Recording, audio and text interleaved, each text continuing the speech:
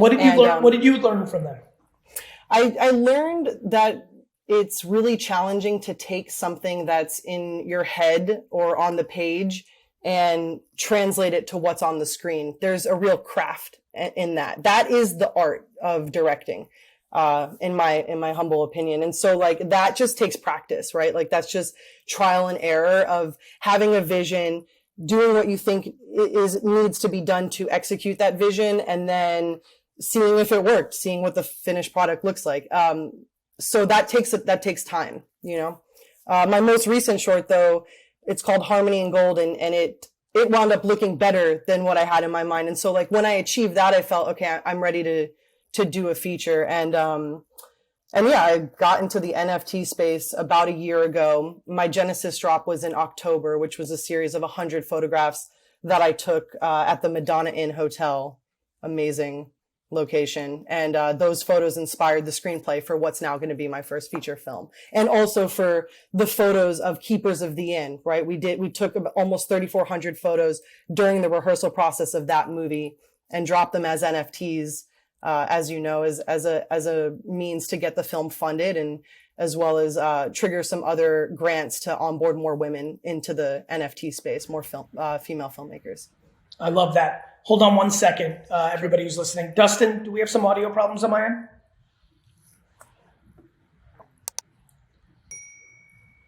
Interesting. Give me 1 second. How about now? How about now? Oh, I might have to just stop it. Do we want to do that? Or yeah, let's just keep it going. Can you guys hear me? Okay, we'll just keep it going. Awesome. Let's keep that part in the podcast.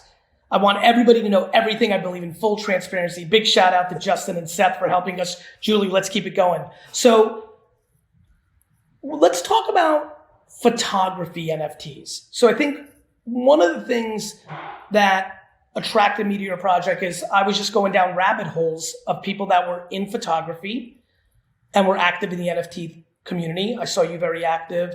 Then Phil Toronto, our mutual homies, like, I love Julie. I was like, okay, I got to actually get around to really pay. If you're a friend of Phil's, you're a friend of mine, I got to really look at this. And then when I kind of finally had a second to breathe and look at it, I'm like, wait a minute, this is also tied into movie making. I'm very hot on music and books being funded through NFT projects.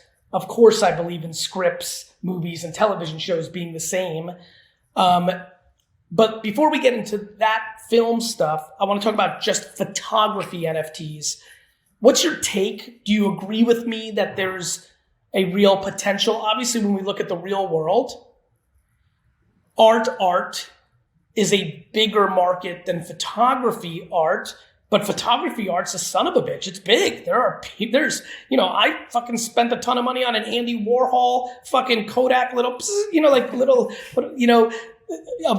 Kareem Abdul-Jabbar, like, and then, there's obviously my dear friend from college, Dustin Bingham. His father was the legendary Howard Bingham, who was one of the iconic Black photographers, and I know his work. So, A, can you educate me, because I'm not that educated on how big the real world photography collecting world is, or maybe that's not your expertise. And B, what do you think about photography NFT? Because you could have done this for the movie, not through photography. You could have done it through art or drawings or doodle NFTs.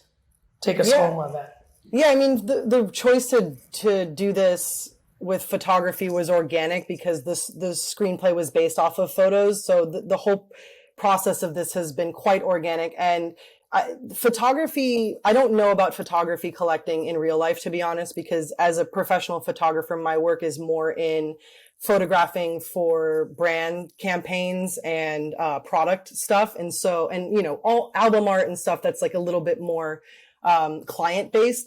But I definitely think that that this explosion of photography NFTs is real and is going to continue its trajectory, because I think there's when it comes to one-of-one photography, in my opinion, there's no real need for utility. It stands alone as this captured moment, this sort of piece of fine art. And I don't think that there's another medium in the space that does it that well. That's coming from me, who obviously my photos for Keepers of the Inn comes with utility, but the only reason that those photos come with utility is because it's, again, organic. It's like I'm trying to bridge that gap between film and photography. So I don't know. There's just something like, as a collector, even like I've collected tons of photography, and there's just something so magical about seeing an image online and being able to own that moment. And so I think that it's just really, we're poised for photography to continue to explode. Have you collected physical photography in your life or no? I mean, yeah, sure. I have, like, not from like a fine art gallery, or I've not dropped a bunch of money. I've spent more money on photography NFTs than I have on in real life photography, but I love having it in my place. But I don't know. Sometimes at night I'll just scroll through my wallet and look at my beautiful photography collection. There's something so gratifying about it. I agree. I think people are really underestimating the digital world. They're like, you can't touch it. I'm like, guess what? I can look at it in my bed on my phone and not have to get up and put on the lights in my apartment and see my art. Like it's like there's pros and cons to everything. I love physical, but I love digital, and it's a game of and, not or. Speaking about and not or, let's talk about that. So you sell out. Do you start getting a lot of random emails over the next day or week? Yeah, I mean, it was 3 weeks ago today, and it's still, things are still pouring in. But yeah, for sure, it exploded. It was incredibly validating and exciting. I put almost 3,400 of my photos out, and as a creator, sure, how vulnerable of an experience it is to put your artwork out like that. And so the responses have been amazing, sure, because it's the first film funded, and also because of the utility. But mainly the thing that's felt the best is just people's response to the artwork and how it's inspiring them and interpretations. Where do people find it on OpenSea and other platforms? It's keepersoftheinn.art is our website, which can lead you to OpenSea for the secondary sales. Yeah, for everybody, it's Keepers of the Inn on OpenSea, and it's verified. If you're looking for what it is. So are people reaching out with the main question of how did you do this? Yeah, definitely have gotten a lot of people interested in picking my brain and wanting to know how they can apply it to their film projects, for sure. But I'm happy to talk about that. I love talking about the process. It was so fun, super stressful, but super fun to put this drop together, and I think it's a model that can really work for a lot of people. So I'm like, I've answered every DM that I've gotten and had a bunch of follow-up calls. I want to spread the word, I get bombarded by people asking me, Gary, this stuff is so expensive, Ethereum, like, what's a good value NFT? I think the photography space in general is a good value NFT with the right projects. I mean, Julie has to go out and make this matter to people. Obviously it's going to have this historic nature of being one of the first, if not the first. I just haven't done my homework, but it seems like it to fund this way and sell out. So that might make it collectible. But like every project, the artist and the company need to make people care. So how does the movie play out? Like, when does it come? How does it go? Yeah, so we're shooting this summer.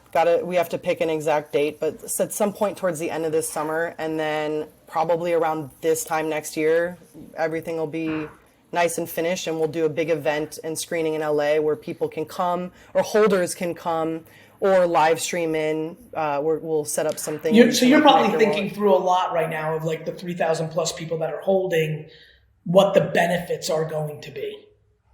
I mean, there's extensive utility that now we're just kind of like, now we're just figuring out when to trickle the utility out and what our sort of benchmarks are for everything. But the main thing that we're doing, which I started 2 weeks ago, is every 2 weeks we're going to do a town hall where I'm going to update the community on where I'm at in the creative process and just be candid and share my vision, and hopefully get some of the art collectors to weigh in and let me know their thoughts and help kind of guide me to make the best possible version of this film that I can with the community's support. What are you worried about? What am I worried about? I mean, I guess the volatility of Ethereum. That would be it's a good one. like, I mean, did you convert the Ethereum into USD so you can start doing your thing? Yeah, we took what we needed to be able to execute the pressing utility items. Yep. But yeah, I mean, that's a thing. And I believe wholeheartedly in NFTs and cryptocurrency. And I don't, I think it's a long-term thing that's going to last, but just kind of worrying about mainstream's aversion to it and the conflict that comes with that. But that's honestly such a minor thing. And when it comes to the project, I truly, it's like I wake up every morning feeling so inspired and excited. And final thoughts. What did we not get to in this fun little interview? Anything you want to leave people with? Yeah, I mean, just stating that as someone who's now hopefully paved this way for more people to come, like, please just get in touch with me. I want to be able to. How do they get in touch with you? On Twitter at Julie_Pacino. The NFT community, everyone's so accessible, and that's what I love about it. And so I'm the same way, and I love talking about the process and geeking out over movies and helping provide whatever insight that I can. So I just love connecting with people, and I hope if anyone listening or anyone that sees my art likes the art and wants to talk about it, like, please get in touch with me, because that's what I live for, honestly. Julie, thanks for being on the show. Thanks for having me, Gary.